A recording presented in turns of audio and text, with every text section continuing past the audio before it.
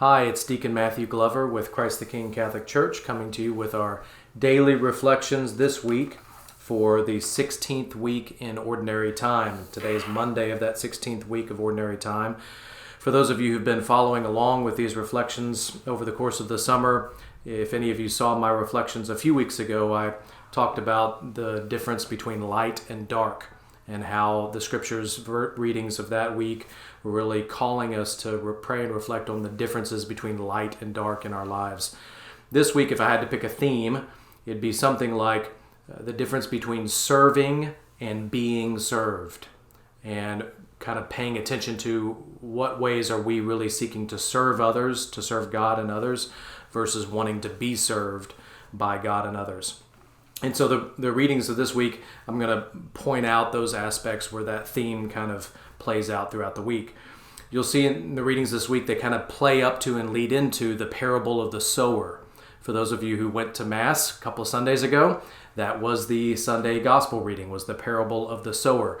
This is a unique time in Ordinary Time where very often the daily readings, which are kind of on a different track, sometimes overlap or line up with the Sunday readings, which are on a different track. And so you're getting a double whammy of the parable of the sower by following along with the daily readings in the Gospel of Matthew this week, starting towards the end of Matthew chapter 12, then going into Matthew chapter 13 with that parable of the sower.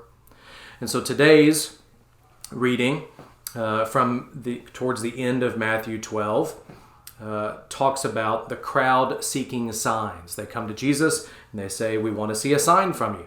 Jesus says, "An evil and unfaithful generation seeks signs." As I was praying and reflecting over this reading, I kind of felt bad for the crowds because I thought to myself, well, can you blame them? We all, at certain points, seek signs from God. Our faith is tested at various points in our lives and at various levels.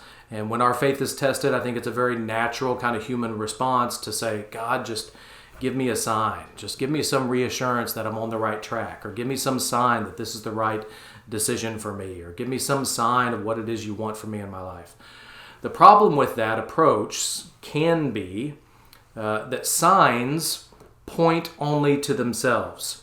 They really don't often point to something greater than themselves. And so then we can get wrapped up in just the sign. We get wrapped up in the sign that is given to us instead of the sign giver.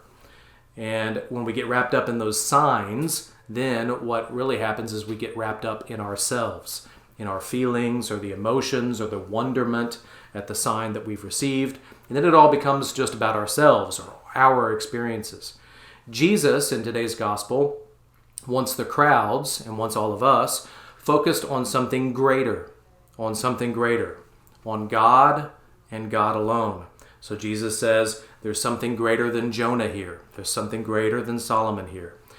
When our starting point is to demand signs, we are really, in some ways, demanding that God serves us and our desires and our needs. When our starting point is to serve God, we end up really getting so much more than we would ever be able to give. Our deepest desires are not met in making demands, but in honoring God's demands, in serving, not in seeking to be served. And so a question perhaps for today is, how are we tempted sometimes to demand that God serves our desires by giving us a sign, rather than us serving God and others first? How can we make sure in our lives that we're not defaulting to demanding signs and wonders, and instead defaulting to giving God the praise and glory that He deserves? God bless you.